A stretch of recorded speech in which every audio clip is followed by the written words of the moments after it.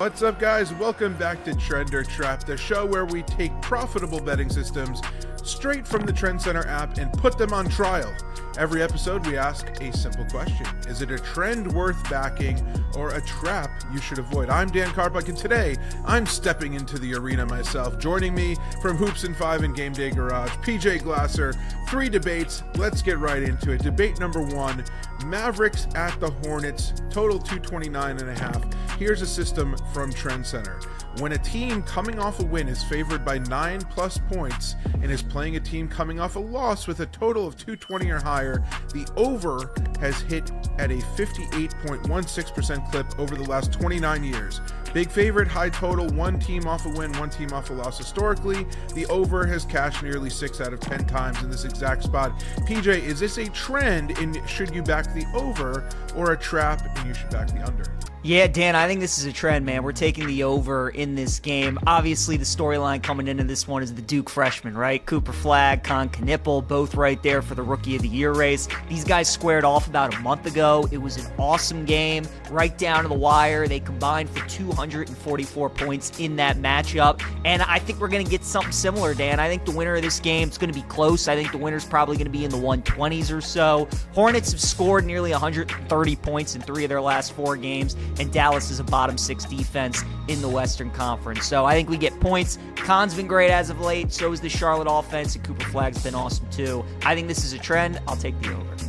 As much as it pains me to say it, I'm going to say this is a trap. I'm going to go under 229.5 for a few reasons here. So the under has actually hit in Hornets games 60.7% of the time this season. That's the second most in the NBA. 55% of the time in Mavericks games. That's 10th most. But not only that, in Hornets home games, it's hit 69% of the time. That's the most in the NBA. Of course, the sportsbooks know this, and that's baked into the price as well. But at home, the Hornets have been a middling team in both offensive and defensive rating. They played at the 4th slowest pace, which is something that surprised me. Kobe White is going to miss this game. That's a negative for Charlotte's bench production on the offensive end. I love what Charles Lee has done. I think this team is actually going to sneak into the playoffs and be a pretty exciting team to watch. But I think the numbers suggest that this total is simply too high. And on the road, Dallas ranks 26th in offensive rating, 15th in defensive rating. Cooper Flagg, like you mentioned, he might not play in this game. I'm not sure. Najee Marshall is out. Marvin Bagley III, who's been awesome off the bench lately, is out. Both PJ Washington, Klay Thompson are questionable. So the Mavs could be really shorthanded in this one.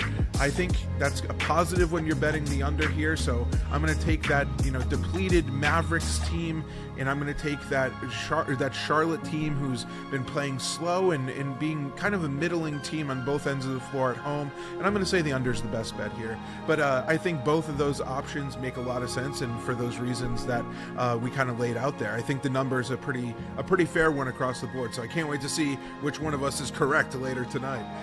For debate number 2, we're going to go to the college hardwood, and I'm pretty nervous debating you here because I know college hoops is your thing. But we're going to go Alabama at Georgia with a really high total, 178.5, and here's a system to keep in mind here. When a ranked team has taken on an unranked team with a total of 158 or more over the last 19 years, the under has gone 476, 353, and 8. So that's a 57.42% clip, 9.53% ROI for 87.5 units in profit. Is this a trend or a trap? I'll go first this time and say that this is a trend with the under. Alabama has gone 14, 13, and 1 to the over-under. That's 51.9% to the over on the season. Georgia, 15 and 14 to the over-under, so similar there. Odds makers obviously baked that into this massive number here. And sure, the Crimson Tide ranked 3rd in Ken Palm's adjusted offensive efficiency metric, 3rd in adjusted tempo, and Georgia ranks 16th in adjusted offensive efficiency and 22nd in adjusted tempo, which creates a narrative of an up-tempo, high-scoring conference affair.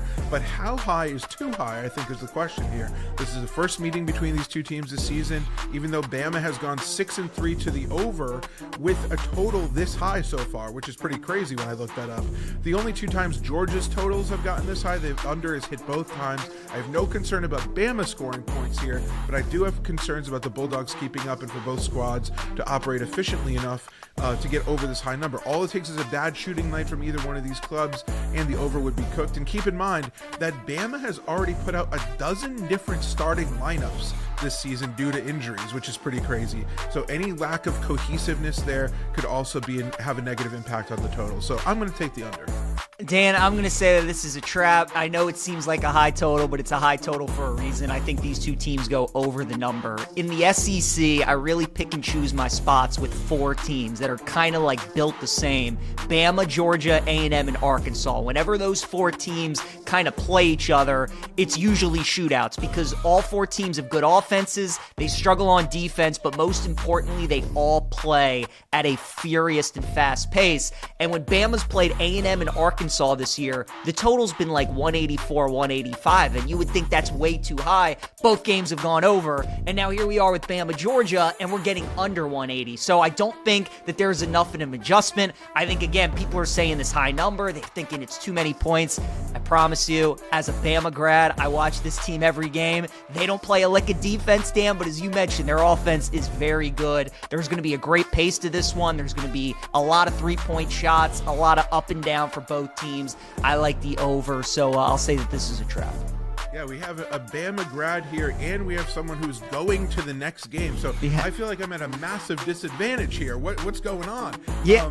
George Mason, VCU, you're going to this game tonight. VCU's a 10.5-point favorite at home on their senior night here, and a pretty solid trend to mention. After the 25th game of the season, when two teams with 75% win percentages meet, so two very good teams, and the spread is over 5.5, the favorite has gone 146.93 and 5. That's a 61.09% win rate over the last 18 years. So for the final time, is this a trend with VCU being the best bet to cover, or a trap with George Mason being the best bet at plus 10.5 PG? I'll kick it to you when you have boots on the ground tonight. Yeah, Dan, I think this is actually a trap. So last time I was on with Kate, we were talking about a similar trend with Purdue and Michigan State. I was on the wrong side of that game. So normally I do like taking the favorites in this matchup when you have two teams with a high win percentage.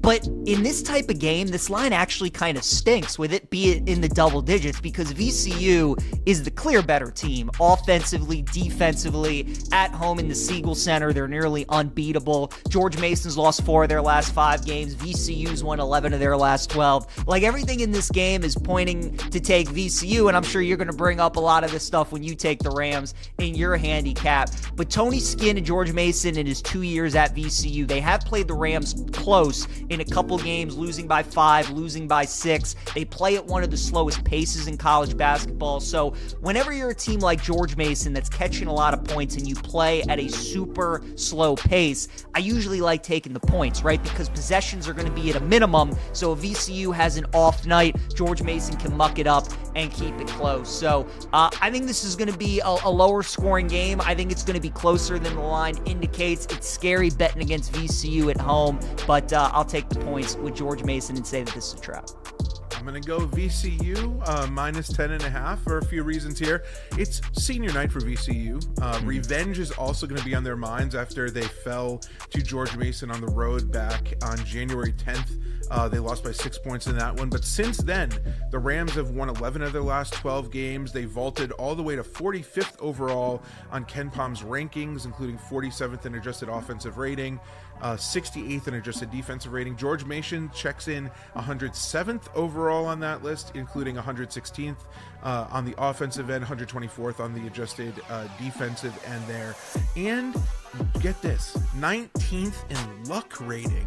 I mean, luck rating is not something I typically look at, but I'm trying to find reasons to bet VCU in this one, and George Mason's gotten really lucky here. But guess what? Out of 365 Division I teams, VCU ranks 285th in luck rating. that means some positive regression could be coming their way in a matchup like this. The system above has a 61.09% hit rate over a long period of time, so I'm comfortable backing the home team in this one. You mentioned this hit a couple days ago. This has been a trend that's one of the verified trends over at TrendsCenter, and I think that this is a pretty good spot to back that, even though it is a pretty big number like you mentioned. All right, 3 debates in the books: the Mavs-Hornets total, Alabama-Georgia total, George Mason VCU spread. I feel like PJ had the advantage in 2 of those that I didn't immediately realize, but we will see how it plays out later tonight. Drop your picks in the comments. Are these trends or traps? Make sure you are subscribed wherever you listen to podcasts, and if you want access to the verified systems we debate every episode, you know where to find them. It is the TrendsCenter app. Download it for free. Grab a free 3-day trial right now. We will see you next time on Trend or Trap.